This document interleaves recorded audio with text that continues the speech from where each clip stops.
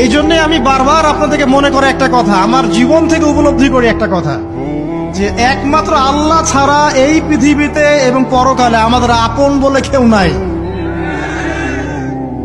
বাকি সবাই সবার স্বার্থের জন্য আছে। মানুষ মানুষের অবস্থানকেই মূল্যায়ন করে, মানুষ মানুষের অবস্থানকেই মূল্যায়ন করে। আল্লাহ রাব্বুল আলামিন আপনার ভিতরটাকে ভালোবাসেন। দেখেন, আপনি যখন নামাজ পড়েন নাই, আল্লাহ পাক কিন্তু আপনাকে ধ্বংস করে দেন নাই। আল্লাহ পরম করুণাময় আপনাকে হেদায়েত দিয়ে নামাজি বানিয়ে দিয়েছেন। জীবনে অনেক পাপ করেছেন, ইনস্ট্যান্ট আল্লাহ পাক শাস্তি দিতে পারতেন, আল্লাহ পাক দেন নাই। আল্লাহ আপনাকে ভালোবাসেন, আল্লাহ আমাকে ভালোবাসেন। আল্লাহ পাকের এই ভালোবাসার ঋণটা শোধ করার জন্য হলেও নামাজি হয়ে যান, আল্লাহর পথে ফিরে আসেন, দিনের জন্য কিছু করেন, দিনের ফিকির করেন, পড়াশোনা করেন। প্রিয় ভাইরা, আল্লাহ পাক তৌফিক